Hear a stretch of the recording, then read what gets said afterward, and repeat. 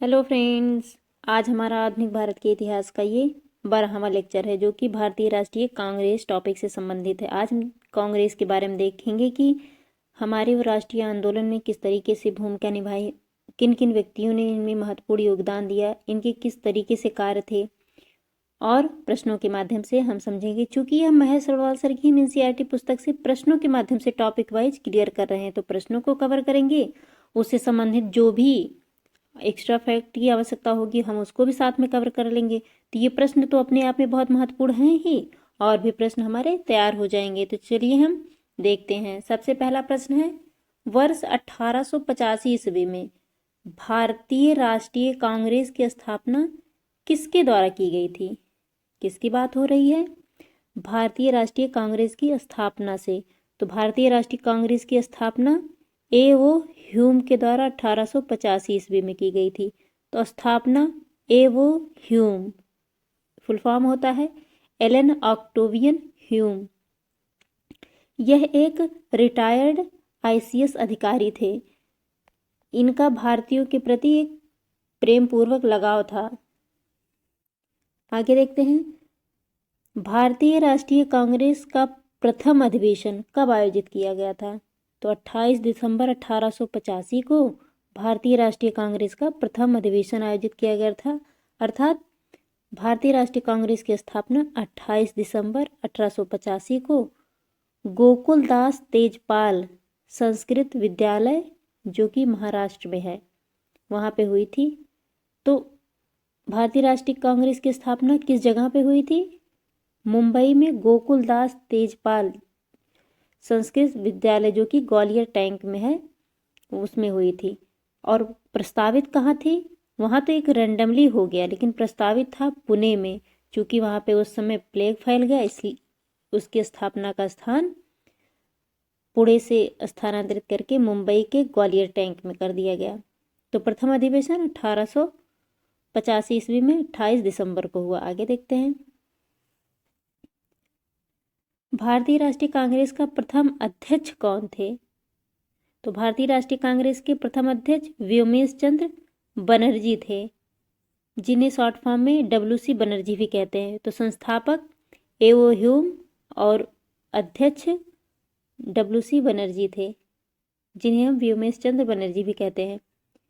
यहाँ एक फैक्ट है कि भारतीय राष्ट्रीय कांग्रेस का प्रथम अधिवेशन पुणे में आयोजित किया जाना था, लेकिन उस समय पुणे में बीमारी प्लेग फैल जाने के कारण प्रथम अधिवेशन मुंबई में आयोजित हुआ, जो कि मुंबई के ग्वालियर टैंक में गोकुलदास तेजपाल संस्कृत विद्यालय में आयोजित किया गया। तो याद रखिएगा।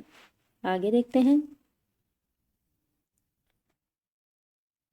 भारतीय राष्ट्रीय कांग्रेस के दूसरे अधिवेशन की अध्यक्षता किसने की थी? यहाँ पे दूसरे अधिवेशन की बात हो रही है। तो दादा भाई नौरोजी के द्वारा 1886 ईस्वी में दूसरा अधिवेशन हुआ, जिसकी अध्यक्षता दादा भाई नौरोजी ने की, और दूसरा अधिवेशन कलकत्ता में आयोजित किया गया। आगे देखते हैं, यहाँ पे है, स्वराज को राष्ट्रीय मांग के रूप में सर्वप्रथम किसने रखा? दादा भाई नौरोजी के द्वारा स्वराज को सबसे पहले राष्ट्रीय मांग के रूप में रखा गया, लेकिन स्वराज शब्द का प्रयोग सबसे पहले किसने किया था? स्वामी दयानंद सरस्वती के द्वारा। तो याद रखिएगा, हिंदी राष्ट्रभाषा हो, इसका प्रस्ताव सबसे पहले दयानंद सरस्वती के द्वारा रखा गया था, और स्वराज शब्द का प्रयोग सबसे पहले दयानंद सरस्वती ने किया था, लेकिन राष्ट्रीय मांग के रूप में सबसे पहले दादा भाई नौरोजी के द्वारा रखा गया। आगे देखते हैं, यहाँ पे भारतीय राष्ट्रीय कांग्रेस की स्थापना के समय भारत का वायसराय कौन था? तो जब भारतीय राष्ट्रीय कांग्रेस की स्थापना हुई, उस समय उसका वायसराय लॉर्ड डफरिन थे। स्थापना के समय अर्थात 1885 में वायसराय लॉर्ड डफरिन थे। एक कथन है, अर्थात माना जाता है कि जो कांग्रेस की स्थापना है वो डफरिन के दिमाग की उपज थी। उपज का अर्थ यह होता है कि जैसे वो चाहते थे कि कुछ लोग सामने आए और अपने मुद्दों को रखें, ताकि अंग्रेज ये जान तो पाए कि भारतीय आखिर सोच क्या रहे हैं, जो बुद्धिजीवी वर्ग है वह सोच क्या रहा है, पूरे भारत में कोई आंतरिक हलचल ना हो पाए, जिस तरीके से उन्होंने 1857 में देखा था कि एक अचानक से क्रांति हो गई, उसको अंग्रेज लोग जान नहीं पाए। चूंकि जीते भले अंग्रेज, लेकिन बहुत मशक्कत करनी पड़ी, संसाधनों को एक जैसे एक व्यवस्था चरमरासी गई थी। जीतना हारना तो एक लगा ही रहता है, लेकिन एक है कि उन्हें पता चल गया कि अगर ये चाह लेंगे तो हमें कभी भी हटा सकते हैं। इसलिए चाहते थे कि एक ऐसी दीवार बन जाए कि वो अपनी बात कहें और हम जानते रहें कि इनके मन में चल क्या रहा है। इसलिए कहा जाता है कांग्रेस की स्थापना डफरिन के दिमाग की उपज थी। आगे है, कांग्रेस को सूक्ष्मदर्शी अल्पसंख्यक जनता का प्रतिनिधित्व बताते हुए उसका मजाक किसने उड़ाया था? किसने कांग्रेस को सूक्ष्मदर्शी अल्पसंख्यक का प्रतिनिधि कहा था? तो लॉर्ड डफरिन ने। उन्होंने कहा कि जो कांग्रेस में लोग हैं ये पूरे भारत के बहुत छोटे से बहुत कम लोग हैं, ये पूरे भारत का प्रतिनिधित्व नहीं करते हैं कि और राष्ट्रीय कांग्रेस बोला जाए इसके, राष्ट्रीय संसद नहीं, ये बहुत सूक्ष्म लोगों का प्रतिनिधित्व करती है। चूंकि राष्ट्रीय शब्द अपने आप में बहुत बड़ा था तो उन्होंने कहा, अर्थात यह कथन किसका है? डफरिन का। आगे देखते हैं, यहाँ पे प्रारंभ में भारतीय राष्ट्रीय कांग्रेस का नाम भारतीय राष्ट्रीय संघ रखा गया था। बाद में दादा भाई नौरोजी के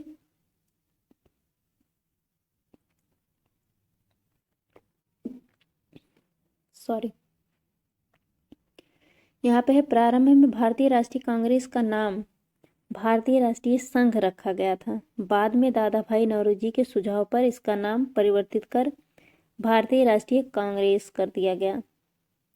तो भारतीय कांग्रेस शब्द का क्या अर्थ होता है? अमेरिका में वहाँ की संसद को कांग्रेस कहा जाता है। वहाँ की जो पार्लियामेंट है उस पार्लियामेंट को जो संसद है उसे कांग्रेस कहते हैं। तो कहीं ना कहीं कांग्रेस का अर्थ संसद या पार्लियामेंट होता है। तो इसीलिए दादा भाई नौरोजी ने सुझाव दिया कि संघ की जगह कांग्रेस शब्द यूज हो।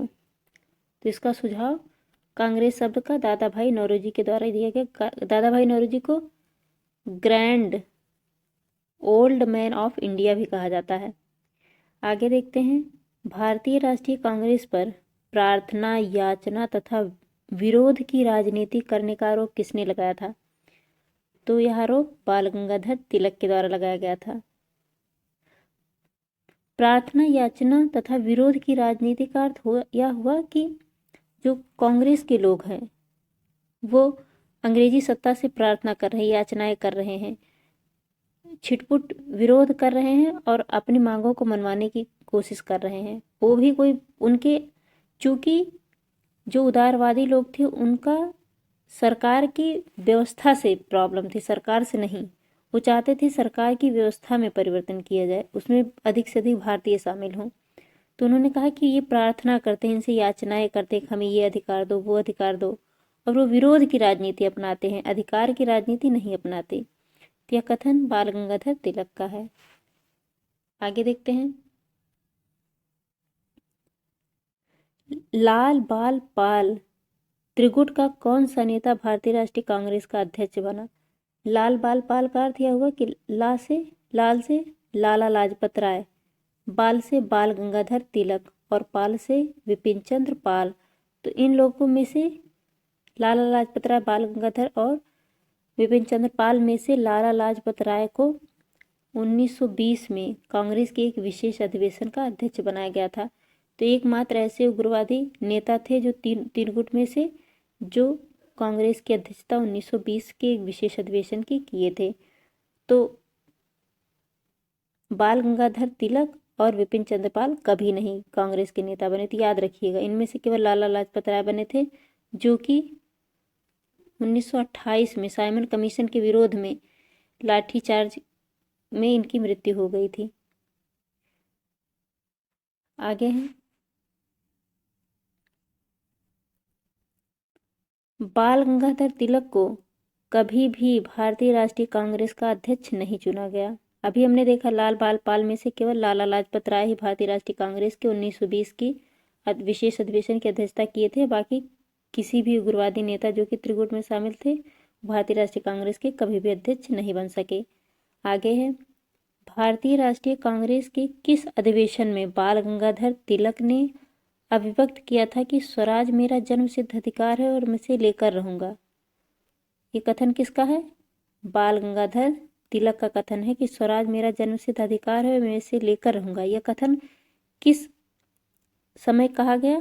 तो लखनऊ अधिवेशन 1916 में, अर्थात जिसे हम लखनऊ पैक्ट भी कहते हैं, जिसमें कांग्रेस और लीग का विलय हो गया, उग्रवादी और उदारवादी दल में समझौता हो गया। तो कहीं ना कहीं ये दोनों बहुत महत्वपूर्ण हैं। और तीसरा ये है कि एक जो प्रसिद्ध कथन है स्वराज मेरा जन्मसिद्ध अधिकार है, यो मैं इसे लेकर रहूंगा, जो बाल गंगाधर तिलक का है, ये इसी लखनऊ अधिवेशन में किए थे। लखनऊ अधिवेशन की अध्यक्षता अंबिका चरण मजूमदार के द्वारा की गई थी। तो ये अध्यक्ष भी बहुत महत्वपूर्ण है। अंबिका चरण मजूमदार के द्वारा कांग्रेस के लखनऊ अधिवेशन की अध्यक्षता की गई थी। आगे देखते हैं, यहाँ पे है कुछ प्रमुख राष्ट्रीय कांग्रेस के तथ्य लिखे गए हैं, अर्थात भारतीय राष्ट्रीय कांग्रेस के बारे में तथ्य है कि भारतीय राष्ट्रीय कांग्रेस के प्रथम अध्यक्ष कौन थे? WC बनर्जी, अर्थात वोमेश चंद्र बनर्जी। प्रथम मुस्लिम अध्यक्ष कौन थे? बदरुद्दीन तैयब जी, जो कि मद्रास अधिवेशन की अध्यक्षता किए थे। प्रथम यूरोपीय अध्यक्ष जॉर्ज यूले थे, जिन्होंने इलाहाबाद के 1888 के अधिवेशन की अध्यक्षता की थी। प्रथम महिला अध्यक्ष इनी बेसेंट जी थी, जो कि प्रथम महिला थी, चाहे वो भारतीय या विदेशी हूँ, लेकिन प्रथम भारतीय महिला अध्यक्ष कांग्रेस की इनी बेसेंट 1917 ईस्वी में अधिवेशन की अध्यक्षता की थी। और भारतीय राष्ट्रीय कांग्रेस की जो प्रथम भारतीय महिला अध्यक्षा रही हैं सरोजनी नायडू जी, जो कि 1925 ईस्वी के कानपुर अधिवेशन की अध्यक्षता की थी। तो प्रथम भारतीय महिला अध्यक्षा सरोजनी नायडू जी थी, जो कि 1925 के कानपुर अधिवेशन की अध्यक्षता की थी। आगे देखते हैं, कांग्रेस आंदोलन ना तो लोगों द्वारा प्रेरित था और ना ही उनके द्वारा सोचा या योजनाबद्ध किया गया था। यह कथन किसने कहा था? तो सर सैयद अहमद खान के द्वारा यह कथन कहा गया कि कांग्रेस ना तो लोगों द्वारा प्रेरित है, अर्थात इसमें बहुत ज़्यादा लोगों का प्रतिनिधित्व नहीं है और लोग इसको नहीं व्यवस्थित करने के लिए इकट्ठा आए थे, और ना ही उनके द्वारा सोचा या योजनाबद्ध किया गया। जो कांग्रेस है इसकी कोई अपनी योजना नहीं है, कोई अपनी सोच नहीं है। यह कथन किसका है? सर सैयद अहमद खां का है। आगे देखते हैं, यह किसने कहा था कि कांग्रेस पतन के लिए लड़खड़ा रही है? मेरी सबसे बड़ी अभिलाषा है, जब तक मैं भारत में हूँ, कांग्रेस की शांतिपूर्ण समाप्ति में सहयोग करना है। यह कथन करजन का है कि उन्होंने कहा कि कांग्रेस चरमरा रही है और मेरी एक दिली इच्छा है कि मैं भारत में रहते हुए कांग्रेस को गिरते हुए देखना चाहता हूँ। तो ये कांग्रेस के प्रति कथन लॉर्ड करजन का है, जो कि 1907 में इसी 1905 के बंगाल विभाजन, जो कि करजन के द्वारा 1905 में बंगाल का विभाजन किया गया था। विभाजन का जो प्रशासनिक दृष्टि बताया गया था, लेकिन उनका उद्देश्य बांटना था, अर्थात इनकी तो बांटो और राज करो की नीति ही थी कि भारत में पूरे भारत को बांट बांट के राज किए। आगे देखते हैं,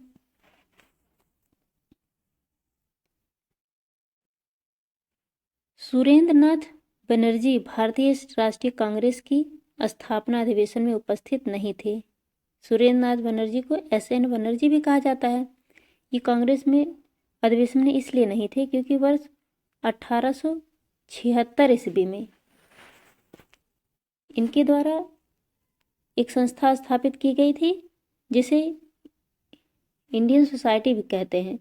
लेकिन उसी समय 1885 ईस्वी में जब मुंबई में कांग्रेस की स्थापना हो रही थी 28 दिसंबर 1885 को, तो उसी 1885 को ही जो इंडियन सोसाइटी है उसकी स्थापना, जो कि सुरेंद्र नाथ बनर्जी और आनंद मोहन बोस ने किया था, उस अधिवेशन की अध्यक्षता 85 की कलकत्ता में चल रही थी, इसीलिए उन्होंने कांग्रेस में भाग नहीं ले पाए। अर्थात सुरेंद्रनाथ बनर्जी अपने जो उनका एक राजनीतिक संस्था थी उसकी अधिवेशन की अध्यक्षता कर रहे थे या उस अधिवेशन में भाग लिए थे, इसीलिए वो कांग्रेस के अधिवेशन में अर्थात स्थापना में भाग नहीं ले पाए, याद रखिएगा, जो कि इसके अध्यक्ष भी रहे बाद में। आगे देखते हैं, भारतीय राष्ट्रीय कांग्रेस के वर्ष 1924 के अधिवेशन में महात्मा गांधी द्वारा मात्र एक बार अध्यक्षता की गई थी। यह अधिवेशन कहाँ हुआ था? यह अधिवेशन बेलगांव कर्नाटक में हुआ था। बेलगांव कर्नाटक में महात्मा गांधी के द्वारा एकमात्र बार भारतीय राष्ट्रीय कांग्रेस की अध्यक्षता 1924 ईस्वी में की गई थी। तो कभी भी प्रश्न आए कि महात्मा गांधी जी एकमात्र बार कब भारतीय राष्ट्रीय कांग्रेस की अध्यक्षता किए थे, तो बेलगांव का वो अधिवेशन था, 1924 का था, और जो कि बेलगांव वर्तमान के कर्नाटक में है। आगे देखते हैं, वर्ष 1938 के भारतीय राष्ट्रीय कांग्रेस के हरिपुरा अधिवेशन की अध्यक्षता की थी सुभाष चंद्र बोस ने। अर्थात हरिपुरा गुजरात में है। तो उस समय हरिपुरा अधिवेशन की अध्यक्षता सुभाष चंद्र बोस के द्वारा 1938 में की गई। फिर 1929 में ही आगे के प्रश्न में देखते हैं, वर्ष 1939 में, सॉरी 29 नहीं 39, वर्ष 1939 के भारतीय राष्ट्रीय कांग्रेस के अधिवेशन के दौरान सुभाष चंद्र बोस द्वारा अध्यक्ष पद से इस्तीफा के बाद किसे अध्यक्ष चुना गया था? तो डॉक्टर राजेंद्र प्रसाद को कांग्रेस का अध्यक्ष चुना गया था। इसकी एक कहानी ऐसी है कि वर्ष 1939 ईस्वी में कांग्रेस का अधिवेशन त्रिपुरी में होना था। त्रिपुरी मध्य प्रदेश में है। तो त्रिपुरी में जब कांग्रेस के अधिवेशन का चुनाव होता था तो एक ओर सुभाष चंद्र बोस जी खड़े हुए, दूसरी ओर पट्टाभी सीतारामैया जो जिनका समर्थन महात्मा गांधी जी कर रहे थे। तो महात्मा गांधी जी उस समय राष्ट्रीय नेता थे और सुभाष चंद्र बोस खड़े हुए। तो सुभाष चंद्र बोस जी जीत गए और पट्टाभी सीतारामैया हार गए 1939 के त्रिपुरी अधिवेशन में। तो जब पट्टाभी सीतारामैया जी हार गए तो गांधी जी ने कहा कि ये पट्टाभी सीतारामैया की हार नहीं है, यह गांधी की हार है। तो ये सुभाष चंद्र बोस जी को लगा कि हमें हमारा उद्देश्य इनका अपमान करना नहीं है। तो इन्होंने अपने पद से एक नियोजन प्लानिंग भी बनाई गई थी जिसमें कुछ मतभेद भी थे। तो इसी के एवज में इन्होंने अपने पद से इस्तीफा दे दिया 1939 ईस्वी में। और जब इन्होंने इस्तीफा दिया तो उस पद की अध्यक्षता डॉक्टर राजेंद्र प्रसाद के द्वारा की गई थी, याद रखिएगा। आगे देखते हैं, कांग्रेस की स्थापना के संदर्भ में सेफ्टी वाल्व का सिद्धांत किसके द्वारा दिया गया था? किसकी बात हो रही है? Safety valve. तो कांग्रेस के लिए सेफ्टी वाल्व का कथन किसका है? लाला लाजपत राय के द्वारा दिया गया था। सेफ्टी वाल्व का अर्थ यह होता है कि उनका मानना था, लाला लाजपत राय जी का, कि अंग्रेज जानबूझकर भारतीय राष्ट्रीय कांग्रेस की स्थापना करवाए ताकि एक तरफ पूरे भारतीय हैं, छोटी छोटी जनसंख्या है भारतीयों की, एक तरफ अंग्रेज हैं। तो वो चाहते थे भारतीय क्या सोचते हैं ये कांग्रेस के थ्रू हमको ज्ञात होता रहे, इसीलिए इन्होंने कांग्रेस की स्थापना कर दी ताकि कोई भी गुबार आए तो इस कांग्रेस के द्वारा इनको पता चल जाए। तो ये इसी को इन्होंने सेफ्टी वाल्व का सिद्धांत दिया था कि जैसे हर जगह एक वाल्व लगा दिया जाता है ना सुरक्षा कवच के रूप में, वैसे ही। तो कथन सेफ्टी वाल्व का लाला लाजपत राय जी का है। आगे देखते हैं, महात्मा गांधी ने सुझाव दिया था कि स्वतंत्रता के पश्चात भारतीय राष्ट्रीय कांग्रेस को समाप्त कर दिया जाए। अर्थात स्वतंत्रता के पश्चात किसके द्वारा यह कथन कहा गया कि भारतीय राष्ट्रीय कांग्रेस को समाप्त कर दिया जाए? तो महात्मा गांधी जी द्वारा। ये प्रश्न कई बार परीक्षाओं में आया है।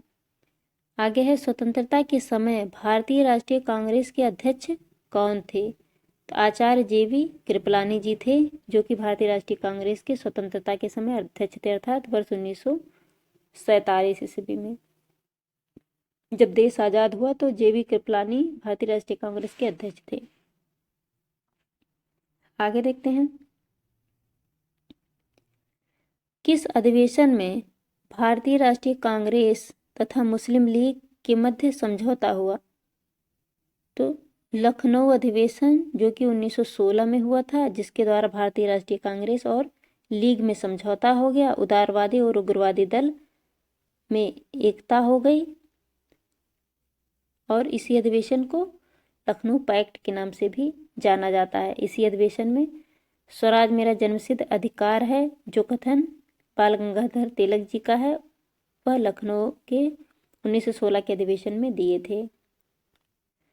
आगे है, लगातार 6 वर्ष तक, यहाँ पे लगातार 6 वर्ष तक भारतीय राष्ट्रीय कांग्रेस के अध्यक्ष कौन थे? भारतीय राष्ट्रीय कांग्रेस के लगातार 6 वर्ष तक अध्यक्ष मौलाना अबुल कलाम आज़ाद जी थे। ये बहुत महत्वपूर्ण है। लगातार 6 वर्ष तक मौलाना अबुल कलाम आज़ाद जी भारतीय राष्ट्रीय कांग्रेस के अध्यक्ष रहे। वर्ष 1939 से लेकर लगभग 45 ईस्वी तक। चूंकि द्वितीय विश्व युद्ध 39 में शुरू हो गया तो देश को भी उसमें शामिल कर दिया गया बिना कहे, इसलिए कहीं कोई अधिवेशन नहीं हो पा रहा था।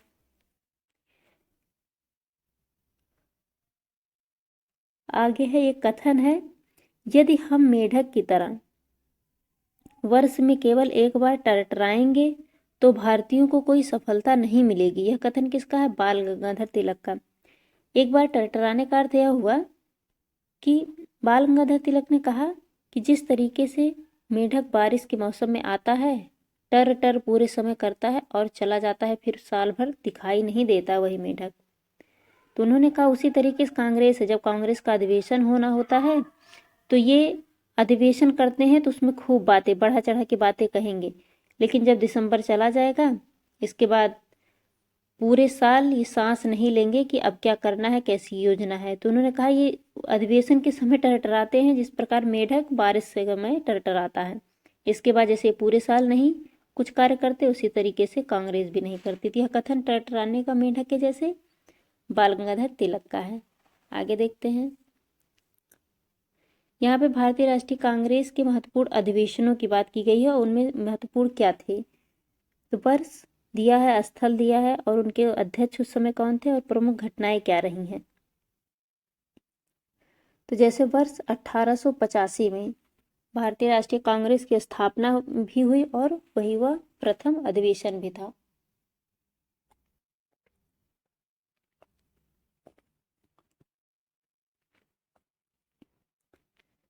तो वर्ष 1885 में भारतीय राष्ट्रीय कांग्रेस का अधिवेशन बम्बई में हुआ, जो कि गोकुलदास तेजपाल संस्कृत विद्यालय ग्वालियर टैंक में हुआ। उसकी अध्यक्षता WC बनर्जी के द्वारा की गई, जिसका फुल फॉर्म व्योमेश चंद्र बनर्जी है। स्थापना A.O. ह्यूम के द्वारा किया गया था। तो 1885 में स्थापना A.O. ह्यूम के द्वारा किया गया, जो कि वह भारतीय राष्ट्रीय कांग्रेस के कभी अध्यक्ष नहीं बने थे और प्रथम अध्यक्ष WC बनर्जी थे। मुख्य यह था कि कांग्रेस का प्रथम अधिवेशन बम्बई के ग्वालियर टैंक के गोकुलदास तेजपाल संस्कृत कॉलेज में हुआ था। प्रारंभ में इसका नाम भारतीय राष्ट्रीय कांग्रेस था, किंतु दादा भाई नौरोजी के सुझाव पर इसे भारतीय राष्ट्रीय कांग्रेस कहा गया। प्रारंभ में इसका नाम भारतीय राष्ट्रीय संघ था। संघ से नाम बदलकर कांग्रेस दादा भाई नौरोजी के सुझाव पर किया गया। इस अधिवेशन में कुल 72 प्रतिनिधियों ने भाग लिया। तो कभी भी प्रश्न है, भारतीय राष्ट्रीय कांग्रेस की स्थापना के समय कुल कितने प्रतिनिधि थे? तो 72।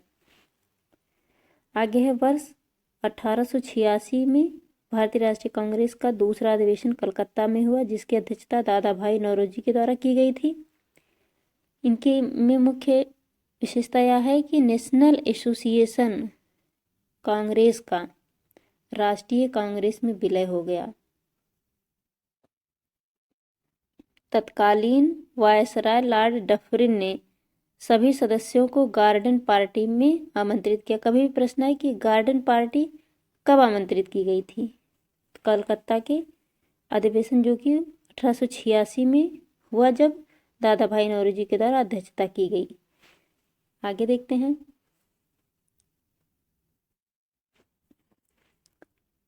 वर्ष 1887 ईस्वी में भारतीय राष्ट्रीय कांग्रेस का तीसरा अधिवेशन मद्रास में हुआ, जिसकी अध्यक्षता बदरुद्दीन तैयब जी किए, जो कि ये प्रथम मुस्लिम अध्यक्ष थे जो कि भारतीय राष्ट्रीय कांग्रेस की अध्यक्षता किए।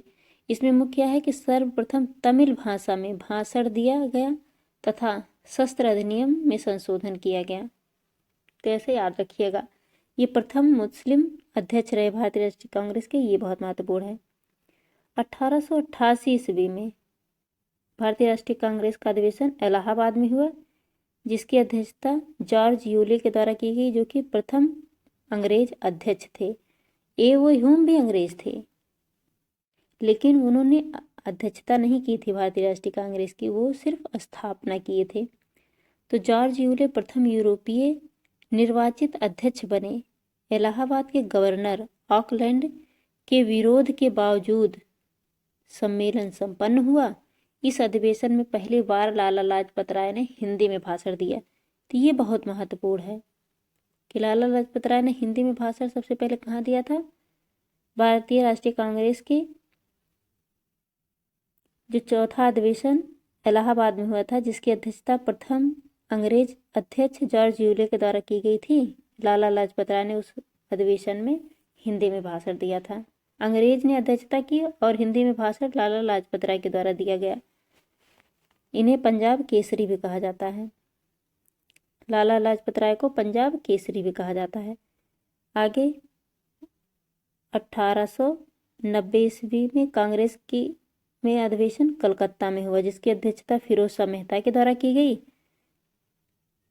तो यह 1890 के कलकत्ता अधिवेशन में कलकत्ता विश्वविद्यालय की पहली महिला स्नातक कादम्बिनी गांगुली, ये बहुत महत्वपूर्ण महिला हैं, कादम्बिनी गांगुली ने कांग्रेस को संबोधित किया।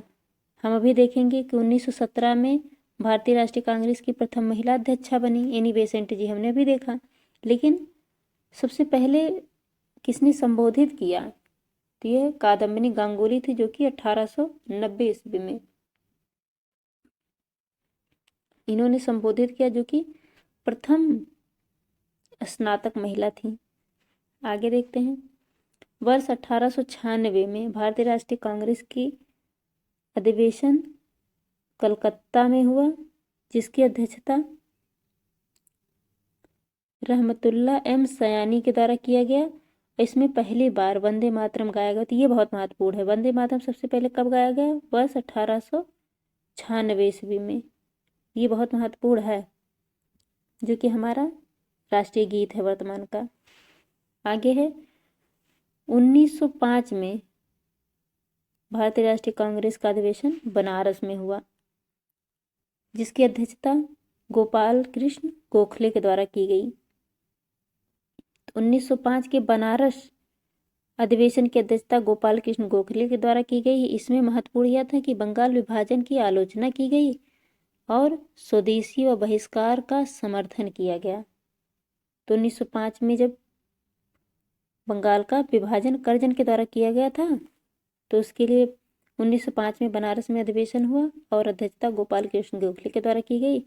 और इसमें स्वदेशी एवं बहिष्कार का समर्थन किया गया कि स्वदेशी अपनाया जाएगा, उसको बढ़ावा दिया जाएगा और विदेशी वस्तुओं का बहिष्कार किया जाएगा। आगे है वर्ष 1906 में कांग्रेस का अधिवेशन कलकत्ता में होता है, जिसकी अध्यक्षता दादा भाई नौरोजी। देखिए, दादा भाई नौरोजी तीसरी बार अध्यक्षता कर रहे हैं। एक बार इन्होंने 86 में किया था, फिर 93 में, अब 1906 ईस्वी में। ये बहुत महत्वपूर्ण है। तो 1906 के कलकत्ता अधिवेशन की अध्यक्षता दादा भाई नौरोजी के द्वारा की गई। दादा भाई नौरोजी ने स्वराज या सुशासन शब्द का कांग्रेस के मंच से प्रथम बार प्रयोग किया था। तो अभी हमने देखा ना, स्वराज शब्द को राजनीतिक या राष्ट्रीय मांग के रूप में सबसे पहले दादा भाई नौरोजी के द्वारा रखी गई थी। तो यह 1906 के कलकत्ता अधिवेशन में दादा भाई नौरोजी के द्वारा रखा गया था। स्वराज शब्द अर्थात सुशासन शब्द को पहली बार एक राष्ट्रीय मंच पर रखा गया, राष्ट्रीय मांग के रूप में स्वीकृति मिली। आगे है 1907 का सूरत अधिवेशन, जो कि अध्यक्षता रास बिहारी घोष के द्वारा की गई थी। तो 1907 में सूरत में बंगाल विभाजन के बाद 1907 में सूरत में कांग्रेस का विभाजन हो गया नरम दल और गरम दल के रूप में। उस समय कांग्रेस की अध्यक्षता रास बिहारी घोष ने की थी, जो कि सूरत कहाँ है, वर्तमान के गुजरात में। तो कांग्रेस का प्रथम विभाजन नरम दल एवं गरम दल के रूप में हो गया, जो कि 1916 के लखनऊ अधिवेशन में समझौता हो जाता है। तो इतना लंबा सफर चला। आगे देखते हैं।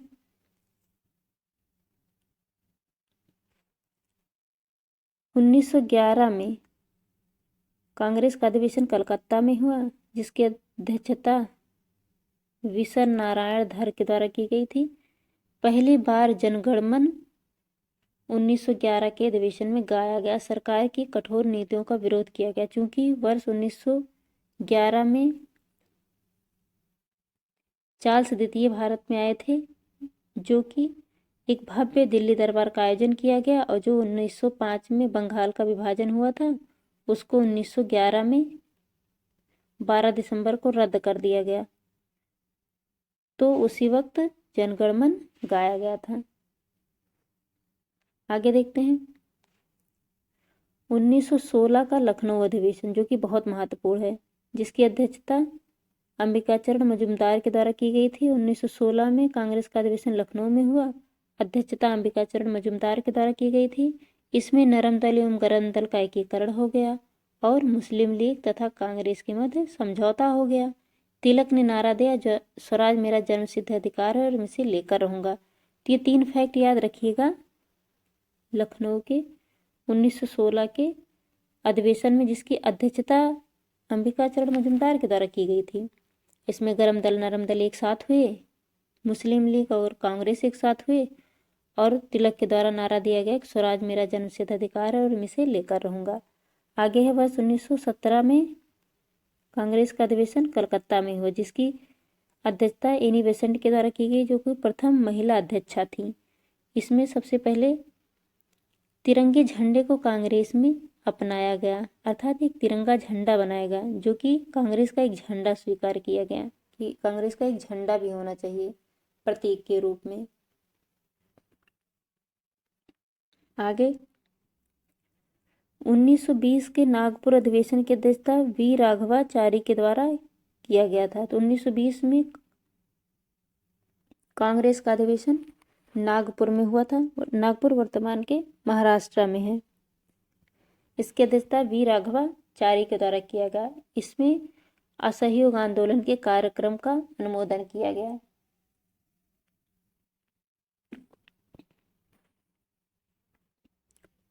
जो कि 1920 में ही एक विशेष अधिवेशन हुआ था, जिसकी अध्यक्षता लाला लाजपत राय के द्वारा की गई थी। तब इसी असहयोग आंदोलन को एक पूर्ण मान्यता नहीं मिली थी, लेकिन 1920 में ही नागपुर में अधिवेशन हुआ, जिसकी अध्यक्षता वी राघवाचारी के द्वारा किया गया। इसमें असहयोग आंदोलन कार्यक्रम का अनुमोदन कर दिया गया। आगे है वर्ष 1924 ईस्वी में बेलगांव में कांग्रेस का अधिवेशन हुआ, जिसकी अध्यक्षता एकमात्र बार महात्मा गांधी जी के द्वारा की गई। एकमात्र कांग्रेस अधिवेशन जिसकी अध्यक्षता महात्मा गांधी जी के द्वारा की गई थी, वह थी 1924 का बेलगांव अधिवेशन। आगे है 1927 में 1927 में कांग्रेस का अधिवेशन मद्रास में होता है, जिसकी अध्यक्षता M.A. अंसारी के द्वारा की जाती है, जिसमें पूर्ण स्वाधीनता की मांग की गई और साइमन कमीशन के बहिष्कार का प्रस्ताव पारित किया गया। चूंकि 1927 ईस्वी में साइमन कमीशन भारत आया था।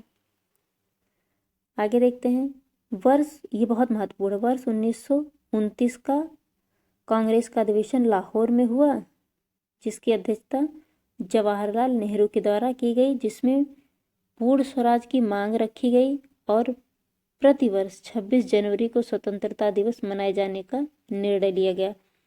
तो जो वर्तमान में 26 जनवरी को एक गणतंत्र दिवस मनाया जाता है, वो इसी तिथि को, चूंकि उस दिन पूर्ण स्वराज की मांग रखी गई थी और उसी तिथि को निर्धारित किया गया था कि अब प्रत्येक 26 जनवरी को स्वतंत्रता दिवस के रूप में मनाया जाएगा। जबकि भारत का संविधान 26 नवंबर 1949 ईस्वी को बनकर तैयार हो गया था, लेकिन वो पूर्णतः लागू नहीं हुआ था। वो पूर्णतः लागू 26 जनवरी 1950 को हुआ था, जो कि 26 नवंबर 1949 को ही संविधान बनकर तैयार हो गया था। तो 1929 के लाहौर अधिवेशन की अध्यक्षता जवाहरलाल नेहरू के द्वारा की गई थी। आगे देखते हैं। 1931 का कांग्रेस का अधिवेशन कराची में हुआ, जिसे कराची अधिवेशन भी कहते हैं, जिसकी अध्यक्षता वल्लभ भाई पटेल के द्वारा की गई थी। ये सरदार वल्लभ भाई पटेल बहुत महत्वपूर्ण हैं। इन्होंने मूल अधिकार का प्रस्ताव रखा एवं गांधी इरविन समझौते का अनुमोदन किया गया। तो 1931 के कराची अधिवेशन की अध्यक्षता वल्लभ भाई पटेल के द्वारा की गई थी।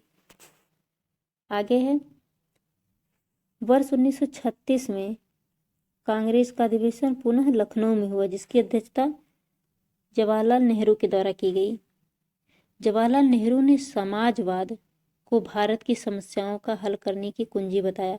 समाजवाद, चूंकि नेहरू जी रूस से बहुत अधिक प्रभावित थे, तो उन्होंने वहाँ पे समाजवाद चलता था, तो इसीलिए भारत में भी समाजवाद का अर्थ यह होता है कि सरकार जनता के लिए सब कुछ करे, उत्पादन भी करे, उसका वितरण भी करे। आगे है, वर्ष 1937 का कांग्रेस का अधिवेशन फैजपुर में हुआ, जिसकी अध्यक्षता जवाहरलाल नेहरू के द्वारा की गई थी। यह प्रथम अधिवेशन था जिसका अधिवेशन गांव में हुआ। तो फैजपुर का 1937 का अधिवेशन कांग्रेस का गांव में हुआ था, जिसकी अध्यक्षता जवाहरलाल नेहरू के द्वारा की गई। आगे है 1938 का हरिपुरा अधिवेशन की अध्यक्षता सुभाष चंद्र बोस के द्वारा की गई, जिसमें राष्ट्रीय नियोजन समिति का गठन किया गया, जिसके अध्यक्ष जवाहरलाल नेहरू बने। इस जो राष्ट्रीय नियोजन समिति के अध्यक्ष जवाहरलाल नेहरू बने, जबकि उस हरिपुरा अधिवेशन के अध्यक्ष सुभाष चंद्र बोस थे, लेकिन जो एक समिति बनाएगी उसके अध्यक्ष जवाहरलाल नेहरू बने और सुभाष चंद्र बोस द्वारा हिंदी भाषा के लिए रोमन लिपि के स्क्रिप्ट की वकालत की गई। आगे है, वर्ष 1940 में कांग्रेस का अधिवेशन रामगढ़ में हुआ, जिसकी अध्यक्षता मौलाना अबुल कलाम आज़ाद के द्वारा की गई। इसी के बाद ये लगातार 6 वर्ष तक भारतीय राष्ट्रीय कांग्रेस के अध्यक्ष रहे, क्योंकि वर्ष 1939 ईस्वी से लेकर 45 ईस्वी तक द्वितीय विश्व युद्ध चला, जिसके द्वारा अघोषित रूप से ही भारतीयों को भी शामिल कर लिया गया था द्वितीय विश्व युद्ध में। आगे है, वर्ष 1946 में भारतीय राष्ट्रीय कांग्रेस का अधिवेशन मेरठ में हुआ, जिसकी अध्यक्षता जेबी कृपलानी के द्वारा की गई थी। आज़ादी के समय यही अध्यक्ष थे। तो जब देश आज़ाद हुआ वर्ष 1947 में, तो भारतीय राष्ट्रीय कांग्रेस के उस समय अध्यक्ष आचार्य जेबी कृपलानी जी थे। तो ये बहुत महत्वपूर्ण है। और वायसराय आदि जब आज़ाद भारत हुआ तो माउंट बेटन थे उस समय। आगे देखते हैं, बम्बई प्रेसिडेंसी एसोसिएशन 1885 ईस्वी की स्थापना बदरुद्दीन तैयब जी, फिरोज शाह मेहता एवं केटी तैलंग के सहयोग से हुई थी। अर्थात बम्बई प्रेसिडेंसी एक एसोसिएशन जो कि 1885 ईस्वी में स्थापित हुआ, जिसकी स्थापना बदरुद्दीन तैयब जी, फिरोज शाह मेहता और केटी तैलंग के द्वारा की गई। तो ये हमारा छोटा सा भारतीय राष्ट्रीय कांग्रेस से संबंधित लेक्चर था, जो कि बहुत महत्वपूर्ण है। इसको आप रिवाइज कर लीजिएगा। यह एनसीईआरटी के प्रश्न हैं, आपसे कभी गलत नहीं होंगे। तो इसको याद रखिएगा। और अगर आप इस चैनल पर नए हैं तो आप सब्सक्राइब कर लीजिएगा और शेयर भी करिएगा। अच्छा लगे तो आपको लाइक भी करिएगा और कमेंट में बताइएगा कुछ भी अगर सुझाव देना हो। तो इस लेक्चर को यहीं समाप्त करते हैं। Thank you very much.